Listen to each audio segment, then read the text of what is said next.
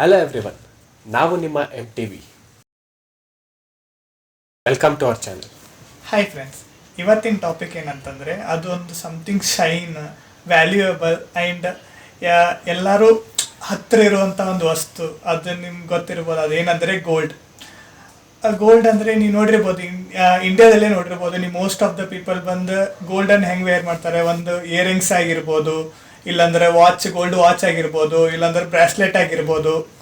ಕೆಲವರಂದ್ರೆ ಎಕ್ಸ್ಟ್ರೀಮ್ಗೆ shirt ಮಾಡಿ ಹಾಕಿಸ್ತಾರೆ. ನೀವು ಅಂಬಾನಿಯವ್ರ wife ನೋಡಿರ್ಬೋದು, ಅವ್ರ ಮೊಬೈಲನ್ನು ಅವ್ರು ಏನು ಮಾಡಿರ್ತಾರೆ, ಗೋಲ್ಡ್ ಮತ್ತು ಡೈಮಂಡ್ ಸೇರಿ ಮೊಬೈಲ್ ಇದನ್ನು ಮಾಡಿರ್ತಾರೆ. ಅದರಿಂದ ಇಂಡಿಯಾ ಮತ್ತು ಗೋಲ್ಡ್ಗೆ ಒಂದು ಸಂಬಂಧವಿದೆ. ಆ ರಿಲೇಷನ್ ಏನಂತಂದರೆ, ಸುಮಾರು ಹರಪ್ಪನ್ ಸಿವಿಲೈಸೇಷನಿಂದ ಇವತ್ತಿನವರೆಗೆ ಯಾವ್ದಾರ ನಡೆಯುವ ಫಂಕ್ಷನ್ನಿಂದ ಮ್ಯಾರೇಜ್ ಆಗಿರ್ಬೋದು, ಎಲ್ಲರೂ ಗೋಲ್ಡನ್ನು ಪ್ರಿಫರ್ ಮಾಡ್ತಾರೆ. ಯಾಕಂದರೆ ಇಲ್ಲಿ ಏನು ಬಿಲೀವ್ ಇದೆ ಅಂದರೆ, ಅದೊಂಥರ ಪ್ಯೂರಿಟಿ, ಇಲ್ಲಾಂದರೆ ನಿಮ್ಮದು ವೆಲ್ತ್ ಸಿಂಬಲೈಸೇಷನ್ ಮಾಡುತ್ತೆ. ಈ ಕೆಲವೊಬ್ಬರು ನೋಡಿರ್ಬೋದು, ಸಮ್ ಪೀಪಲ್ಸ್ ಏನು ಮಾಡ್ತಾರೆ, ಗೋಲ್ಡನ್ನು ಸೆಂಟಿಮೆಂಟ್ ಆಗಿ ಬಿಲೀವ್ ಮಾಡ್ತಾರೆ. ಕೆಲವೊಬ್ರು ಏನು ಮಾಡ್ತಾರೆ, ಅದು ಈಗಿಂದ ಜನ್ರೇಷನ್ ಎಲ್ಲ ಏನು ಮಾಡ್ತಾರೆ, ಗೋಲ್ಡ್ ಅನ್ನೋದೊಂದು ಇನ್ವೆಸ್ಟ್ಮೆಂಟ್ ಆಗಿ ಥಿಂಕ್ ಮಾಡ್ತಾರೆ.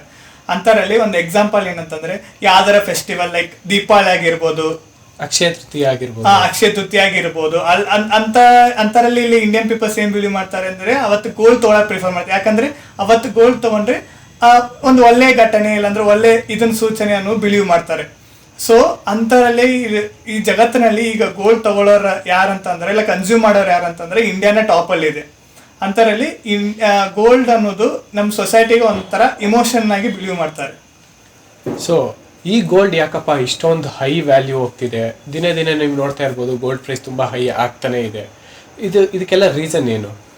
ನೀವೆಲ್ಲ ಅನ್ಕೊತಾ ಇರ್ಬೋದು, ಈ ಹಬ್ಬಗಳು, ಮದುವೆ ಫಂಕ್ಷನ್ಗಳು ಇದೆಲ್ಲ ಜಾಸ್ತಿ ಆಗ್ತಾ ಇರೋದ್ರಿಂದ ಗೋಲ್ಡ್ ಬೈಯರ್ಸ್ ಜಾಸ್ತಿ ಆಗ್ತಾ ಇದ್ದಾರೆ, ಇದರಿಂದ ಗೋಲ್ಡ್ ಪ್ರೈಸ್ ಹೈ ಹೋಗ್ತಿದೆ ಅಂತ ಅಂದ್ಕೊಂಡಿರ್ಬೋದು. ಸೊ ಇದು ಒಂದು ಕಾರಣ, ಬಟ್ ಇದು ಮೇನ್ ಕಾರಣ ಅಲ್ಲ.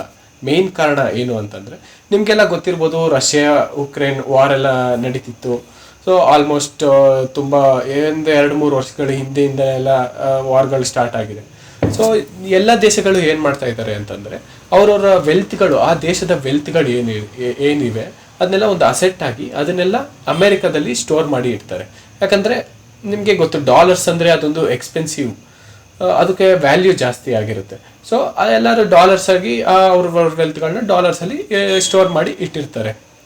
ಬಟ್ ಈ ಅಮೇರಿಕಾ ಏನು ಮಾಡುತ್ತೆ, ಈ ರಷ್ಯಾಗೆ ಯುಕ್ರೇನ್ಗೆ ಸಪೋರ್ಟ್ ಮಾಡ್ತಾ ಈ ರಷ್ಯಾದ ವೆಲ್ತ್ ಎಲ್ಲ ಏನಿದೆ ಅದನ್ನು ಫ್ರೀಸ್ ಮಾಡಿ ಇಟ್ಬಿಡುತ್ತೆ. ಸೊ ಆಗ ರಷ್ಯಾ ಅವ್ರು ಏನೇ ವೆಲ್ತ್ ಇದ್ರು ಅದನ್ನೆಲ್ಲ ತೊಗೊಳಕ್ಕಾಗಲ್ಲ. ಸೊ ಅದನ್ನೆಲ್ಲ ಆ್ಯಕ್ಸೆಸ್ ಮಾಡೋಕ್ಕಾಗಲ್ಲ. ಸೊ ಇದನ್ನು ನೋಡಿ ಬೇರೆ ದೇಶಗಳೆಲ್ಲ ಇದಕ್ಕೆ ಅಮೇರಿಕಾ ಬಗ್ಗೆ ಸ್ವಲ್ಪ ಭಯ ಉಟ್ಕೊಂಡಿದೆ. ಸೊ ಅದಕ್ಕೋಸ್ಕರ ಇವರೆಲ್ಲ ಆ ವೆಲ್ತ್ಗಳೆಲ್ಲ ಏನು ಸ್ಟೋರ್ ಮಾಡಿ ಇಟ್ಟಿದ್ದಾರೋ ಅದನ್ನೆಲ್ಲ ಗೋಲ್ಡಾಗಿ ಕನ್ವರ್ಟ್ ಮಾಡ್ತಾ ಇದ್ದಾರೆ. ನೀವು ಗೋಲ್ಡಾಗಿ ಏನಕ್ಕೆ ಅಂತ ಕೇಳ್ಬೋದು.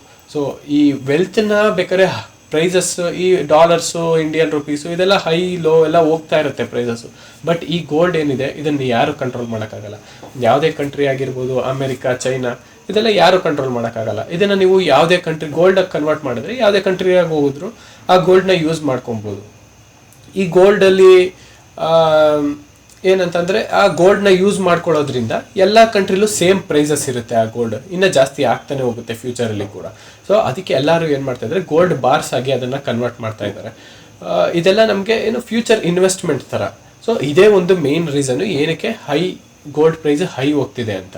ಸೊ ನಾವು ಇದನ್ನು ಫ್ಯೂಚರ್ ಇನ್ವೆಸ್ಟ್ಮೆಂಟ್ ಆಗಿ ಕೂಡ ಇಟ್ಕೊಬೋದು. ಬರೀ ನಾವು ಗೋಲ್ಡ್ ಜ್ಯುವೆಲರಿ ಮಾಡ್ಕೊಳ್ಳೋದು ಅಥವಾ ಬ್ರೇಸ್ಲೆಟ್, ಚೈನ್, ಉಂಗುರ ಇದೆಲ್ಲ ಮಾಡಿಸ್ಕೊಳ್ಳೋದ್ಕಿಂತ, ಸೊ ಇದೆಲ್ಲ ಮಾಡಿಸ್ಕೊಂಡ್ರೆ ನಮಗೆ ಮೇಕಿಂಗ್ ಚಾರ್ಜಸ್ಸು ಇವೆಲ್ಲ ಜಾಸ್ತಿ ಆಗುತ್ತೆ. ಸೊ ಅದರಿಂದ ಎಲ್ಲರೂ ಗೋಲ್ಡ್ ಬಾರ್ಸು ಮತ್ತು ಗೋಲ್ಡ್ ಕಾಯಿನ್ಸು, ಮತ್ತು ಇವಾಗೆಲ್ಲ ನೀವು ಆನ್ಲೈನಲ್ಲಿ ನೋಡ್ತಾ ಇರ್ಬೋದು, ಡಿಜಿಟಲ್ ಗೋಲ್ಡ್ ಅಂತೆಲ್ಲ ಬಂದಿದೆ. ಇದ್ರ ಮೇಲೆ ಇನ್ವೆಸ್ಟ್ ಮಾಡಿದ್ರೆ, ನೀವು ಈಗ 1 lakh ಇನ್ವೆಸ್ಟ್ ಮಾಡಿದರೆ ಫ್ಯೂಚರಲ್ಲಿ ಅದು ನಿಮಗೆ ಡಬಲ್ ಆಗ್ಬೋದು. ಆ ಗೋಲ್ಡ್ ಪ್ರೈಸ್ ಎಷ್ಟು ಹೈ ಹೋಗುತ್ತೋ ಅಷ್ಟು ಡಬಲ್ ಆಗ್ತಾ ಹೋಗುತ್ತೆ. ಸೊ ಇದಕ್ಕೋಸ್ಕರ ಎಲ್ಲರೂ ಫ್ಯೂಚರ್ ಇನ್ವೆಸ್ಟ್ಮೆಂಟ್ ಆಗಿ ಕೂಡ ಗೋಲ್ಡ್ನ ಯೂಸ್ ಮಾಡ್ತಾ ಇದ್ದಾರೆ. ಸೊ ಇದರಿಂದ ನಾವೇನು ಹೇಳೋದಂತಂದರೆ, ಈಗಿಂದ ಎಲ್ಲರೂ ಎಕ್ಸ್ಪರ್ಟೀಸ್ ಎಲ್ಲ ಏನು ಪ್ರೊಜೆಕ್ಟ್ ಮಾಡತ್ತಾರೆ ಅಂದರೆ, ಗೋಲ್ಡ್ ಇನ್ಕ್ರೀಸ್ ಆಗ್ಬೋದು, ಇಲ್ಲಾಂದರೆ ಇದೇ ಸ್ಟೇಬಲ್ ಆಗಿರ್ಬೋದು. ಸೊ ಇದೇ ನಿಮ್ಗೆ ಬಿಟ್ಟಿದ್ದು, ಇನ್ವೆಸ್ಟ್ಮೆಂಟ್ ಮಾಡ್ತೀರಾ ಇಲ್ಲ ಪರ್ಚೇಸ್ ಮಾಡ್ತೀರಾ? ಸೊ ಗೋಲ್ಡ್ನ ಫ್ಯೂಚರಲ್ಲಿ ಯಾರ್ಯಾರು ಬೈ ಮಾಡಬೇಕು ಅಂತ ಅಂದ್ಕೊಂಡಿದ್ದೀರಾ, ಯಾರ್ಯಾರು ಇನ್ವೆಸ್ಟ್ ಮಾಡಬೇಕು ಅಂದ್ಕೊಂಡಿದ್ದೀರಾ, ಹಾಲ್ಮಾರ್ಕ್ ಸರ್ಟಿಫಿಕೇಷನ್ ಚೆಕ್ ಮಾಡಿ, ಅದು ತುಂಬ ಇಂಪಾರ್ಟೆಂಟು. ಸೊ ನಿಮ್ಮ ಗೋಲ್ಡ್ ಬಗ್ಗೆ ಏನಾದರೂ ನಿಮ್ಮ ಒಪಿನಿಯನ್ ಇದ್ದರೆ ಕಮೆಂಟಲ್ಲಿ ಪಾಸ್ ಮಾಡಿ. Thank you.